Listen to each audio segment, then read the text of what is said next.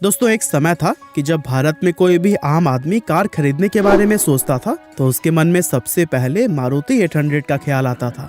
ये वो दौर था जब भारतीय सड़कों पर दिखने वाली लगभग आधी कार्स मारुति 800 ही होती थी। ये कार अपने समय में इतनी पॉपुलर थी कि उस समय आम लोगों के लिए कार का मतलब ही 800 होता था। अब कहने को तो ये एक छोटे आकार की मामूली से दिखने वाली कार थी, लेकिन इस कार के साथ में लोगों के इमोशन जुड़े हुए थे और इसी छोटी सी कार में ना जाने कितने मिडिल क्लास भारतीयों की दुनिया बसती थी। अब आज के इस वीडियो में हम मारुति 800 के उसी सुनहरे व शानदार इतिहास के बारे में बताने वाले हैं और साथ ही हम आपको यह भी बताएंगे कि इंडियन रोड्स पर राज करने वाली यह कार आखिर सड़कों से पूरी तरह से गायब कैसे हो गई। तो फिर चलिए अब इस इंटरेस्टिंग वीडियो को शुरू करते हैं। दोस्तों करोड़ों भारतीयों के दिलों पर राज करने वाली मारुति 800 कार को मारुति सुजुकी कंपनी के द्वारा 14 दिसंबर 1983 के दिन लॉन्च किया गया था। अब भले ही इस कार का प्रोडक्शन 1983 में स्टार्ट हुआ था, लेकिन भारतीय सरकार ने इसे मार्केट में लाने की तैयारी कई दशकों पहले ही शुरू कर दी थी। दरअसल आजादी मिलने के बाद से हमारे देश के अंदर सिर्फ कुछ गिनी चुनी कार्स ही मिला करती थी, जिसमें हिंदुस्तान मोटर्स की एम्बेसडर, प्रीमियर ऑटोमोबाइल्स की पद्मिनी और महिंद्रा कंपनी की जीप शामिल थी। और ये सभी ऐसी कार्स हुआ करती थी जिन्हें कि भारत के आम नागरिक अफोर्ड नहीं कर सकते थे।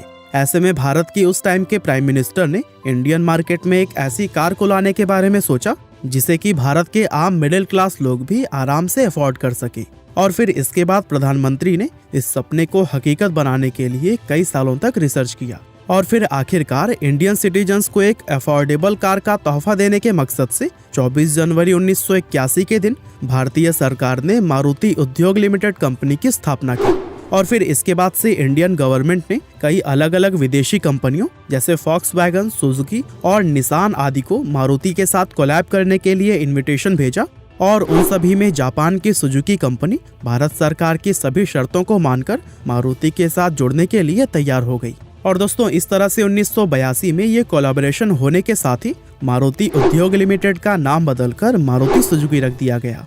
और फिर 13 महीने कड़ी मेहनत करने के बाद से इंडियन मार्केट में पहली बार मारुति सुजुकी 800 को लॉन्च किया गया था, जिसकी कीमत उस समय सिर्फ 47,500 रुपए रखी गई थी। अब चूंकि इस कार को लेकर मार्केट में पहले से ही काफी हाइप क्रिएट हो चुका था, तो ऐसे में कार के लॉन्च होते ही एक साथ काफी सारे लोग इसे खरीदने की होड़ में लग गए थे। हालांकि कंपनी ने कार की प्री बुकिंग का प्राइस भी 10,000 रुपए रखा था, लेकिन इसके बावजूद भी लगभग 1,20,000 लोगों ने इस कार को प्री बुक किया था। अब इतने सारे लोगों के चलते समस्या यह थी कि कंपनी अपनी सबसे पहली कार किस व्यक्ति को दे। और दोस्तों ऐसे में एक लकी ड्रॉ सिस्टम बनाया गया, जिसके जरिए हरपाल सिंह नाम के एक व्यक्ति को सबसे पहली मारुति 800 कार दी गई। और दोस्तों आपकी जानकारी के लिए हम बता दें कि हरपाल सिंह को उनकी कार की चाबी उस समय की Indian prime minister Indira Gandhi ji ने अपने हाथों से दी थी, जिसके चलते वो कार सिर्फ कंपनी ही नहीं बल्कि हरपाल जी के लिए भी बेहद स्पेशल बन गई थी। और बताया जाता है कि उन्होंने अपनी पूरी जिंदगी उस कार को कभी नहीं बेचा था। खैर मारुति 800 की अगर बात करें तो फर्स्ट जनरेशन मारुति 800 यानी SS80 जापानीज कार सुजुकी फ्रंटे पर बेस्ड थी, जबकि कुछ साल के बाद सुजुकी ऑल्टो से इंस्पायर होकर इसमें कुछ छोटे मोटे बदलाव भी किए गए थे।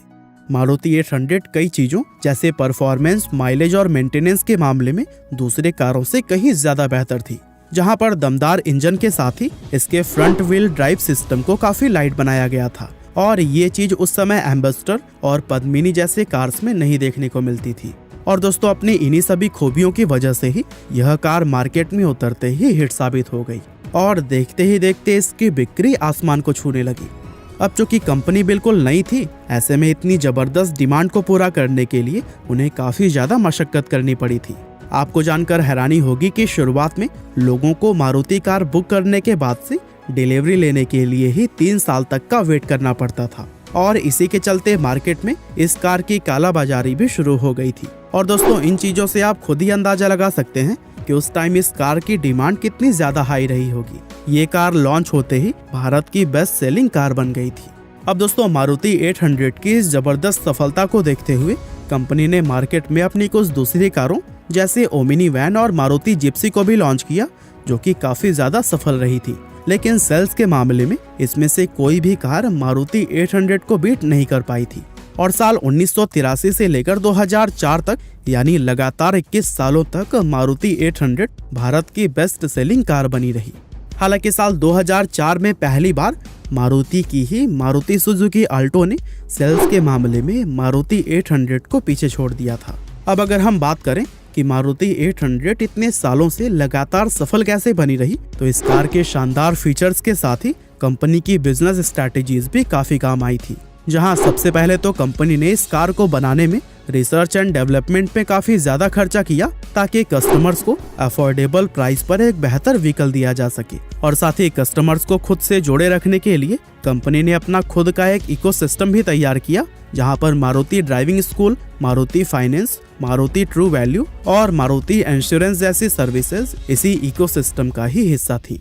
इसके अलावा मारुति सुजुकी ने एक और अहम काम यह किया था कि उन्होंने 800 समेत अपने सभी कार्स की एसेसरीज व पार्ट मार्केट में हर जगह इजीली अवेलेबल करा दिया, ताकि जरूरत पड़ने पर लोग अपनी कार के छोटे से छोटे पार्ट को भी आसानी से बदलवा सके। साथ ही मारुति सुजुकी ने शुरुआत से ही अपने डिस्ट्रीब्यूशन नेटवर्क को फैलाने व उसे बड़ा करने पर भी खासा ध्यान दिया था, जिसके चलते सिर्फ कुछ ही सालों में यह कंपनी लगभग 1900 शहरों में अपने 3000 से भी ज्यादा डिलीवरी स्टेशंस बना चुकी थी, जिसके चलते मारुति 800 कार अफोर्डेबल होने के साथ ही कस्टमर्स के लिए पूरे भारत में हर जगह पर इजीली अवेलेबल हो गई।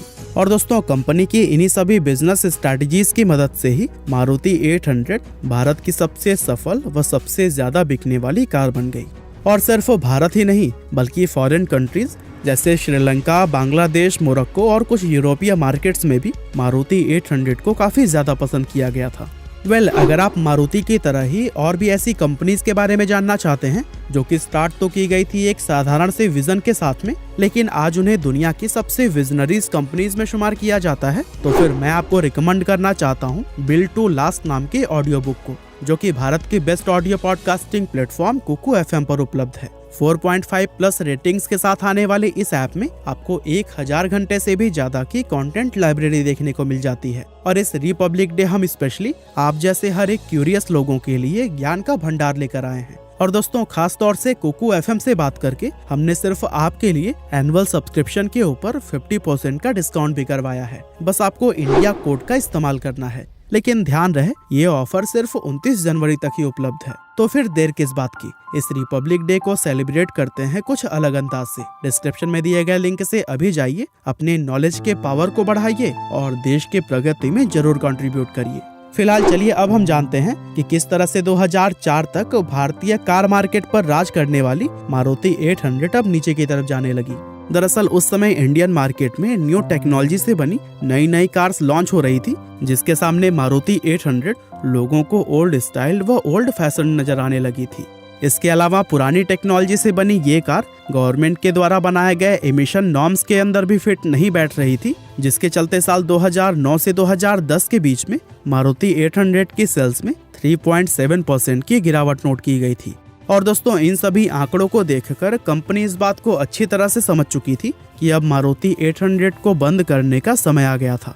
इसीलिए कंपनी की तरफ से पहले ही इस बात को साफ कर दिया गया कि वे मारुति 800 को एमिशन नॉर्म्स के मुताबिक BS4 में अपग्रेड नहीं करेंगे। और इसी इरादे से कंपनी ने धीरे धीरे इस कार के प्रोडक्शन को कम करना शुरू कर दिया। दरअसल अप्रैल 2010 से मारुति सुजुकी ने उन 13 प्रमुख शहरों में मारुति 800 की सेल्स रोक दी थी, जहां पर व्हीकल्स के लिए BS4 एमिशन नॉर्म्स का पालन करना मैंडेटरी हो गया था। और दोस्तों, इन 13 शहरों में कानपुर, बेंगलोर, हैदराबाद, पुणे, अहमदाबाद, आगरा और सूरत जैसे फेमस शहरों के साथ ही चेन्नई, दिल्ली, कोलकाता और मुंबई ये 4 महानगर भी शामिल थे। और फिर इस तरह से कंपनी समय के साथ अलग अलग शहरों में धीरे धीरे इस कार की सेल्स बंद करती गई। और फिर आखिरकार 2014 में इस कार का प्रोडक्शन पूरी तरह से रोक दिया गया। और इस तरह से आखिरी मारुति 800 का प्रोडक्शन 18 जनवरी 2014 के दिन किया गया था। और दोस्तों, ये एम्बेसडर के बाद से भारत की दूसरी सबसे लंबे समय तक प्रोड्यूस की जाने वाली कार है। अब दोस्तों, साल 1983 से 2014 के बीच 31 सालों में कंपनी ने कुल 2.87 मिलियन मारुति 800 कार्स का प्रोडक्शन किया, जिसमें से 2.66 मिलियन कार्स अकेले ही भारत में बेची गई थी, जबकि बाकी की बची हुई कार्स को दूसरे देशों में सेल किया गया।